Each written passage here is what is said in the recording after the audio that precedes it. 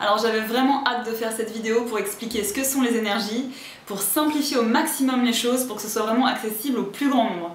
Alors je reçois beaucoup de patients au cabinet et parmi eux il y en a encore qui sont sceptiques, peu familiers, voire même qui n'y croient pas du tout.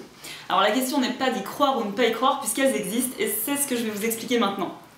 Alors tout dans notre monde est constitué d'énergie. Que ce soit un café, un vêtement, une pensée, une émotion, un cœur, tout est constitué d'énergie. Alors l'énergie, qu'est-ce que c'est? C'est simplement de l'information en mouvement. Alors il existe deux types d'énergie. La première, c'est l'énergie physique. C'est celle qui constitue notre monde physique palpable. Elle est mesurable par les lois de la physique. Par exemple, l'énergie thermique, qui peut chauffer, ou l'énergie électrique, qui permet d'éclairer. La deuxième, et c'est celle qui m'intéresse ici, c'est l'énergie subtile. Alors c'est celle dont on parle quand on dit « je soigne avec les énergies »,« je travaille avec les énergies », etc. On parle de l'énergie subtile. Alors aujourd'hui, cette énergie, elle n'est pas mesurable par nos méthodes scientifiques modernes. Par contre, même si elle n'est pas visible ni palpable, elle existe bien car on peut en constater les effets.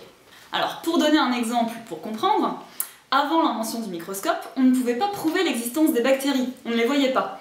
Par contre, on constatait bien leurs effets puisqu'elles provoquaient des maladies et qu'elles tuaient même les populations.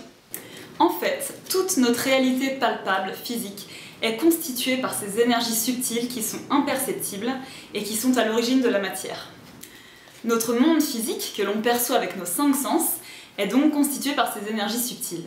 Et en fait, ce sont les perturbations de ces énergies subtiles qui vont entraîner des déséquilibres que l'on va percevoir sous forme de symptômes ou de maladies dans la réalité physique, donc notre corps physique.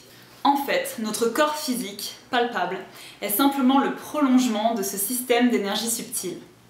C'est donc en agissant sur ces énergies subtiles et en trouvant la cause de leur perturbation que l'on peut véritablement agir sur notre santé. Dans le cadre de l'ostéopathie, nos mains sont cet outil incroyable qui nous permet de déceler les perturbations de ces énergies subtiles et d'agir sur elles pour les rééquilibrer, de façon à avoir un impact sur le corps physique et ses symptômes.